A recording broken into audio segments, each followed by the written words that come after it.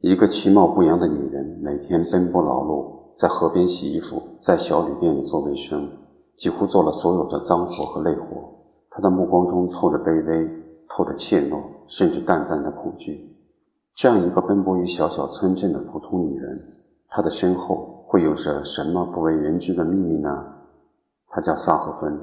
在教堂，她虔诚地听着布道，仿佛听着天外之音。她充满哀愁的脸上，在短暂的时刻散发出了希望和幸福的光芒。有时候她会到空旷的野外，在无尽的风中，坐在一棵大树的枝桠上，仿佛沉迷于什么，脸上露出了平和的表情。直到有一天，小镇上来了一个男人，他叫威廉，一个画家兼艺术策展人。不为人知的是，他在小镇来躲避什么。此外，关于他的人生还藏着更多的秘密。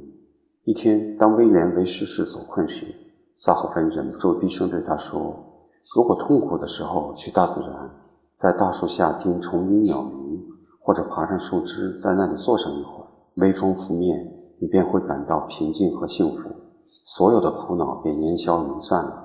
威廉感受到了一丝触动，同时觉得他有些奇怪，像是镇上其他人一样。在小镇富人们的沙龙上，威廉见到了一群富英风雅、自我吹嘘的家伙，于是起身准备离开。在地上的一个角落，他看到了一幅画，他惊奇于作者的才华，于是便花钱买了下来。从富人们不懈的谈话中，他得知这张画是那个每天来打扫卫生的女佣画的，于是他便更加感到震惊。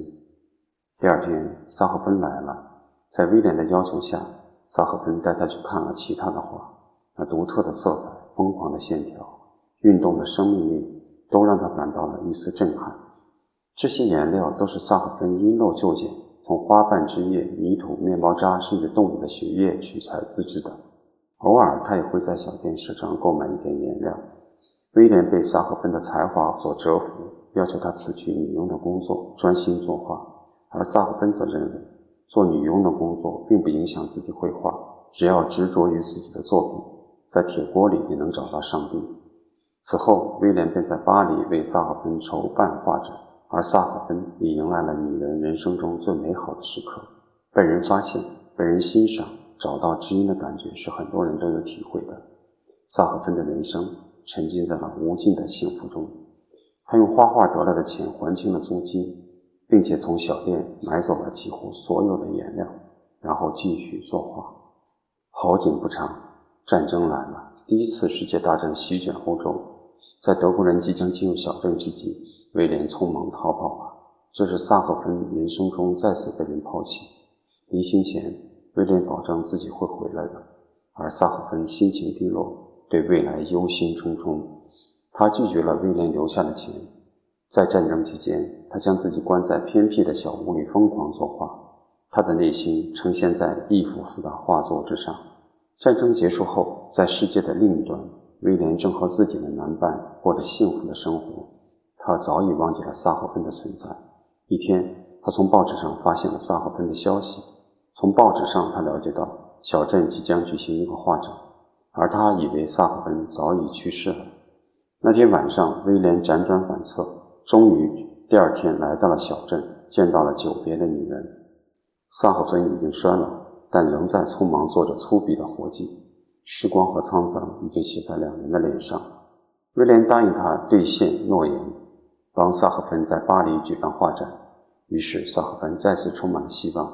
他穿着婚纱到了新的住处，置办了很多居家用品，准备开始新的生活。在那里，他疯狂作画，期盼着属于自己的更加美好的生活。但战争后的欧洲一片萧条，萨赫芬的画已经无人购买，威廉也最终破产。无奈之下，威廉再次离他而去，而此时的萨赫芬则彻底失去了方向。那当年随处可见的上帝也离他而去，他在疯狂的笔触间渐渐疯狂。一天，萨赫芬身着婚纱，在小镇上一家家的敲门，将所有值钱的东西分发给陌生的人们。最终，他被关进了精神病院。在无数个挣扎的日夜里，他的生命陷入了一片混沌。终于，萨赫芬的画开始在市场上有了买家。威廉准备把他的画已经卖出的消息告诉萨赫芬时，被大夫阻止了。现在的萨赫芬已经无法记起任何故人故事，他的世界一片空白。在医生的监制下，威廉最终没能见到萨赫芬，只好默默离开。离开前，他为萨赫芬争取到一个单独的房间，一个面临旷野大树的房间。在萨赫芬的余生，他常会走向离房间不远处的大树下，默默地像是沉浸在无边的回忆里。花落花开是一部传记电影，根据真实事件改编，讲述了法国画家萨赫芬传奇而令人伤感的一生，其间充满了希望与绝望，也弥漫着爱的力量。2009年，此片包揽了第34届凯撒电影节7项大奖。只要执着于自己的作品，在铁锅里能找到上帝，这是萨赫芬的信念，也是所有艺术作品能够打动人心的关键。一沙一世界，一叶一菩提，即使在污泥中也会有莲花绽放，在卑微的肉体中也藏着最崇高的精神，在尘世之上有着灵魂的光芒。你可以被埋没于世间，却不会被淹没于世间。卑微如尘的萨赫芬是小镇芸芸众生中的一个，像是一粒尘埃飞行在无尽的宇宙。在茫茫人海间，一个人会被忽略、误解甚至攻击，他的声音会淹没于众生喧哗之中，但历史的长河中，他的声音却永不会消失。把一切交给时间，相信时间的力量。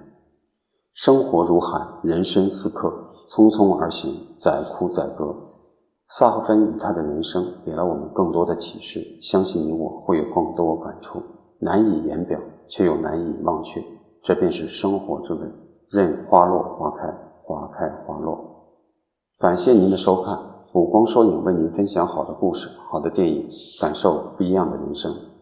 喜欢的话，请关注、订阅并点赞，您的支持是我前进的动力。我们下期见。